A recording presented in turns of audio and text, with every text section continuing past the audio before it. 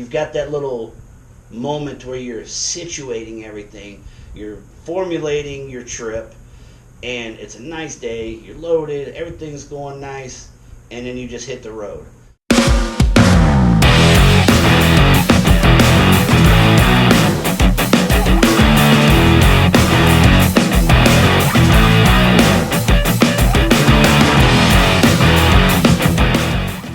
Your hustle gotta be strong in this industry, as in any other industry. Alright guys, welcome back to the channel. Good morning. So I'm sitting here in Carlisle, Pennsylvania, and it's decision time. It is 9 a.m. It's Thursday morning. I'm only out for a few days. So I honestly don't like this area. This area is good if you're wanting to do longer runs, if you're able to go wherever. It's not too bad. A lot of stuff going down to the Carolinas and Georgia, you know, crap like that. The occasional Texas run or Cali, things like that. Not the greatest for trying to stay up in the north or the Midwest. So I take the load here though because it's a good paying load. It's a good broker. So I try to help out the broker. He helps out me with the good rate. So just trying to keep that relationship going. So got to do some things that I may not like in the process, which is coming to New York, because again, it's always difficult for me personally to get out of here. I think the other part of it too is I don't like to come down on the rates, and you have to do it over here, it seems like, and if you want to get moving quickly. Like I put in 2 bids. One was going to Fort Wayne. I put that in at just at $1. Didn't even get a reply. Now, the other side of that is it was posted for 12 minutes before I got the bid in, so that may have something to do with it. I'm not sure, because I like to get the bid in like immediately. I want to have that bid in within the first few minutes of it being posted, so that's why I'm constantly refreshing and trying to put those bids in fast. Second bid I put in, this one was picking up about 45 miles from me, going over to St. Peters, Missouri, which not really keen on that. It's just a shade west of St. Louis. Again, St. Louis ain't the greatest area, but I'm within, you know, striking distance of being able to just hurry up and deadhead up to Chicago if I have to, or move over towards Indy, Effingham, all that. It's workable. So I bid that one at about $1.15, I think, all in. And again, didn't get a single reply on that one, which didn't figure, but that's the conundrum of staying here, the rates and where the freight goes. So my option, which I normally do, which is more than likely what I'm going to do, but I'm just kind of talking this process through with you guys, kind of give you an idea or a little bit of an understanding of how I think about things. So I'm about 4 hours and 20 minutes from home, which means I can make it to the Pittsburghish area. You get about maybe a shade to the west side of Pennsylvania. That's when you start getting a lot of good bids as far as, you know, there's freight over there. And there ain't a lot of people posted up over there because there's not a lot of stuff going into those areas. So once I start getting, when I get about an hour outside of here, Carlisle, then I can start being within range of catching those other ones that's on the west side of the state. And I'm like 99% sure that I can get a load over that way. And I believe the good thing about those loads is those loads are going a lot of places that I want to. Minnesota, Wisconsin, Indiana, Illinois, Michigan, Ohio, Kentucky, you know, things like that, things that I can work with. So that's more than likely what I'm going to do. A couple loads, as I said, that I just bid on was popping on the board near me. So I'm going to give it about 10 more minutes, see what pops on the boards, and if it stays quiet or nothing worth a shit, or I don't even get a nibble or anything, I'm out. More than likely, that's what I'm going to do. I'm just going to head on out. Again, spending about 50, 60 bucks in gas to go make this move, depending on where I get the load. If I end up all the way back to Ohio, then about 60 bucks worth of gas. If I end up catching something along the way, then obviously it's less. And the way I look at that, which, you know, again, we can debate it, but to me it's an investment. I know what my history is here, and that's another thing that I've always stressed. Pay attention to where you go, what happens, you know, keep track of all that information. And just as I said, I know how I do here historically. And so I don't want to sit here dealing with this all day, because I've sat here all day before and struck out. I've had drivers sitting here all day and struck out. So I'm not big on this area. So we're gonna check these boards out, give it a few more minutes, and then more than likely I'm gonna head on out of here. I'll check in with you guys later, give you an update on what I did and what happened. Alright guys, so update. It's 3:30 almost. I haven't gotten myself a load. I booked my driver a load, and then it dry ran. They canceled it like almost immediately. And then booked them another one. This one's just 300 some miles. So got him booked. Still trying to get myself something. Hopefully something to Michigan preferably is where I'm hoping. But Michigan, Chicago, Wisconsin, go anywhere up in that direction. And then I can get one coming back to the house and then finish up for Saturday. One thing about these vans that I was reminded today of what I didn't like about these. Most of the vehicles, like in the Transit, no problem with like stuff blowing inside the windows. This one though, everything kind of sucks inside the windows. Man, I got fucking one of them damn bumblebees came in and got on my back, man. Stung me twice. One on my upper back, one on my lower back. Son of a bitch, man.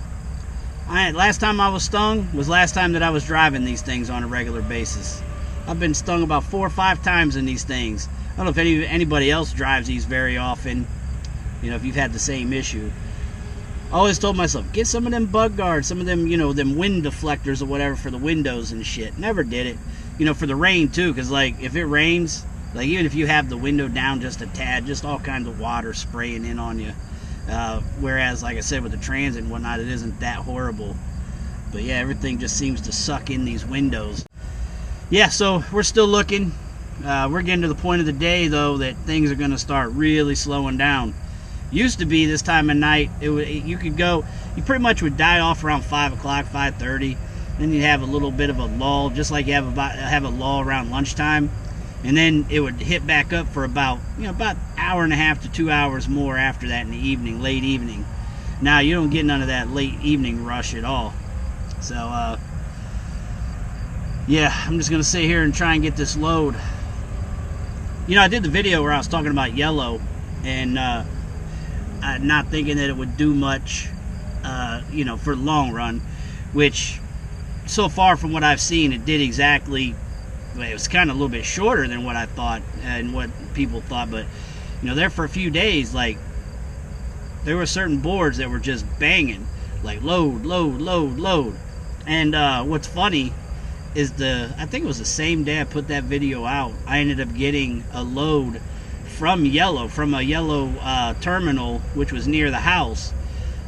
Picked it up, got real good pay for that one. It was just going, I can't remember how many miles that was going.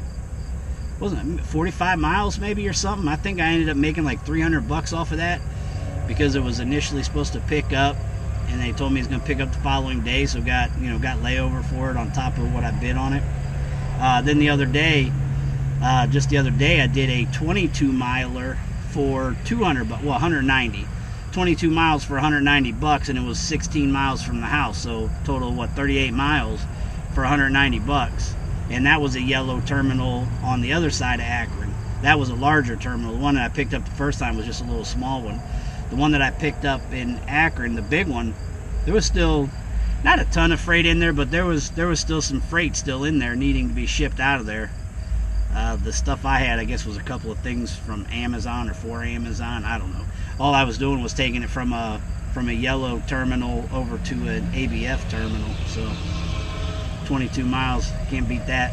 All right, so just wanted to give you another little update. I'm sitting in the parking lot of a Cracker Barrel. Just chilling out here, trying to see what I can find on the board. So I will update you guys later. All right, so update. The following morning, and as you can see, I'm in a hotel room. I ended up getting a load, probably not even 15 minutes after the last update. I had bid a load just before I updated you guys. After I got done recording that, looked in the emails, had a response. Booked it, just a 268 miler going from Warrensville Heights, Ohio, coming over here to South Bend, Indiana. Now, where I'm at, I'm within 2 hours of the Chicago area, about 2 hours of Grand Rapids. So I thought about just jetting over to Chicago, but I'm just gonna see what happens. Worst case, I'm hoping that a broker gets a hold of me about a load that usually comes up out of Michigan. That's that one going over to York, PA. So I really, like I said, the pay is good. I really don't want to do it because if I do that one, it's going to take me over to York, and then I'm going to be deadheading straight back home. So that's about 250, 270 miles, somewhere in that neighborhood. So I don't really want to do that. But we'll see what happens. I don't think I'll have too much troubles getting something. The biggest thing isn't the problem that's really about a load popping up. It's really about a load popping up that works within what I'm trying to do. That's the other reason I thought about going over to Chicago. Because if I go over there, then, which is going west a little more, then I have a good chance of getting something that's got a little bit of miles to it. I can get some get some money on it, coming back towards Ohio, whether it goes up into Michigan or over into PA or down into Ohio somewhere. And again, a lot more options over there. So, I've got the room, obviously, until about noon. Once I get unloaded, I'll come back, and then it's just going to be how I feel. I might feel super anxious and just head over to Chicago. I might just chill here if I see a lot of loads popping up until I either get a load or I have to check out. And the reason I got the room, it was hot as hell last night. Man, I started off in PA yesterday, and PA wasn't bad. It was nice and cool. Everything was nice. Got into Ohio, it was getting a little warmer.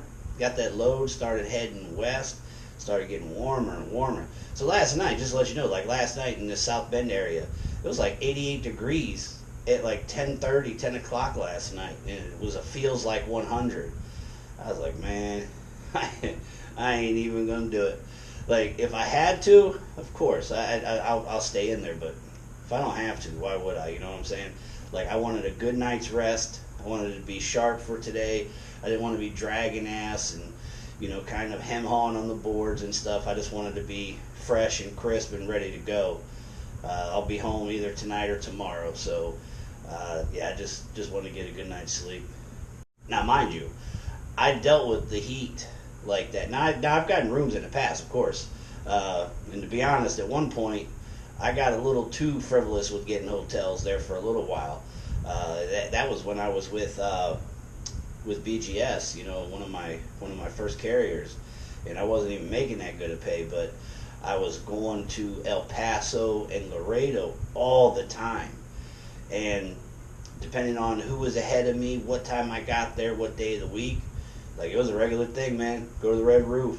I got that, I can't remember the name of the rewards program that they had, but basically I could get a room in Laredo or El Paso all in for $55. So I got that, and on top of that, because I went there so often, these ladies that was working there, they got to know me, and I was able to stay in there and not check out until 3-4 o'clock in the afternoon. So I was like, shit, if I had a chance to do it, I was doing it.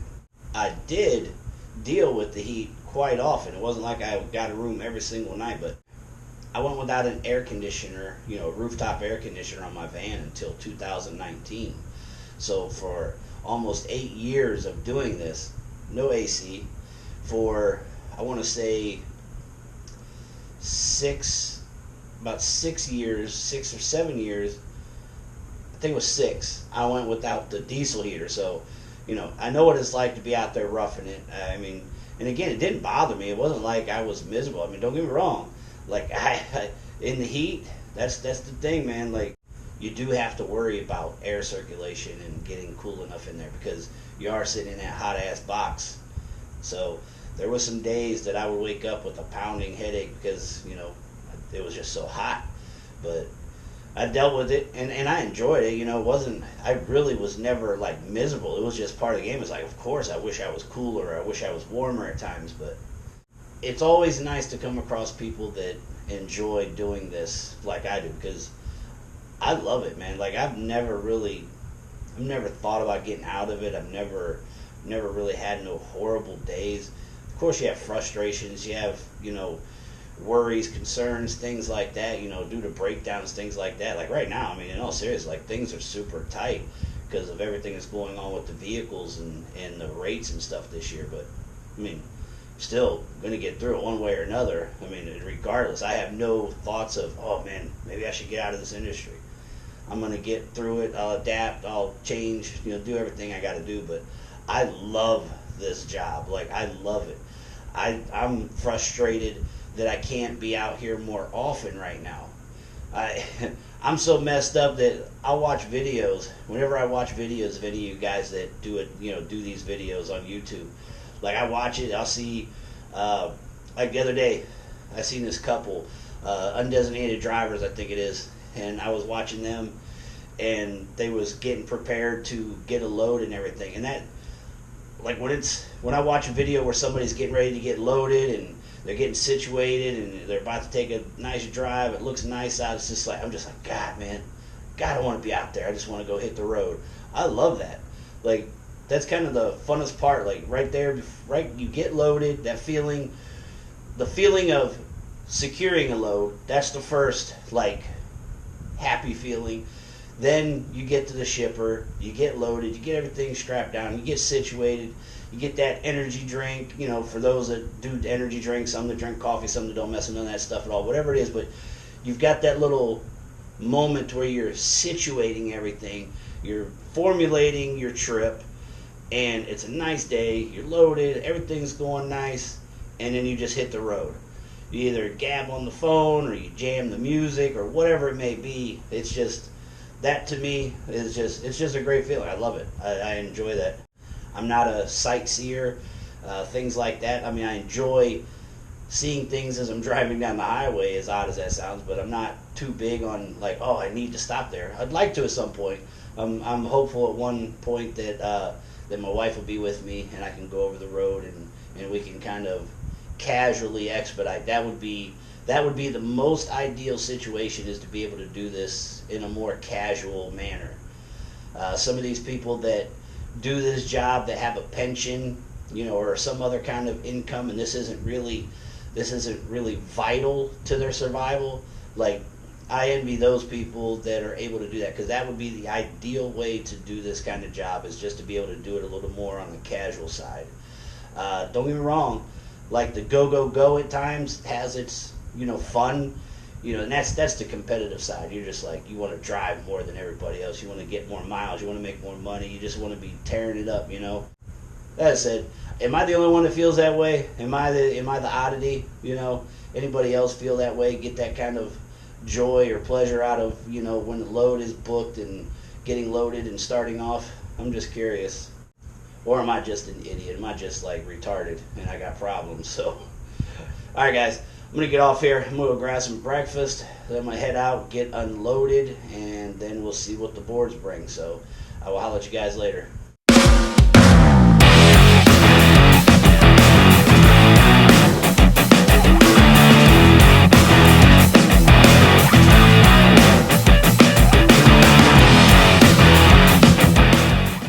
Your hustle got to be strong in this industry, as in any other industry.